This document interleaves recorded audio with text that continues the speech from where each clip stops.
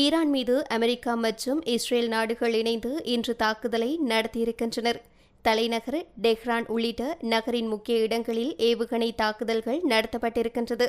Iran மீது அமெரிக்க ராணுவம் தாக்குதலை தொடங்கியுள்ளதாக அதிகாரப்பூர்வமாக அறிவித்த அதிபர் டொனால்ட் ட்ரம்ப், ஈரான் அச்சுறுத்தலை முறியடிப்போம், ஈரான் மீது மிகப்பெரிய தாக்குதலை தொடங்கியிருக்கின்றோம், அந்த நாடு அணு ஆயுத வலிமை பெறுவதை நாங்கள் ஒருபோதும் அனுமதிக்க மாட்டோம், அந்த நாடு அமெரிக்கா மீது தாக்குதல் நடத்த ஏவுகணைகளை உருவாக்க வேலை செய்து வருகின்றது, இதனால் நாங்கள் பெரிய போர் நடவடிக்கைகளை தொடங்கியிருக்கின்றோம், ஈரான் ஆட்சியின் உடனடி அச்சுறுத்தல்களை நீக்குவதன் மூலம் அமெரிக்க மக்களை பாதுகாப்பதே எங்கள் நோக்கம் என்று டொனால்ட் ட்ரம்ப் கூறியிருந்தார். இந்த நிலையில் அமெரிக்க இஸ்ரேல் தாக்குதலுக்கு பதில் தாக்குதலை ஈரான் தொடங்கியிருக்கின்றது. இஸ்ரேல், பஹ்ரைன், குவைத், அபுதாபி, கத்தாரை தொடர்ந்து சவுதி அரேபிய தலைநகர் ரியாத்திலும் ஈரான் ஏவுகணை தாக்குதலை தொடங்கியிருக்கின்றது.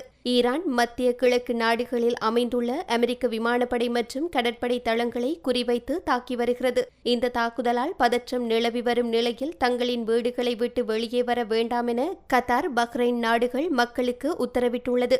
மேலும் போர் பதற்றம் காரணமாக கத்தார் வான்பரப்பு மூடப்பட்டதை தொடர்ந்து கத்தார் ஏர்வேஸ் தனது அனைத்து விமான சேவைகளையும் தற்காலிகமாக நிறுத்தி வைப்பதாக அதிகாரப்பூர்வமாக அறிவித்துள்ளது.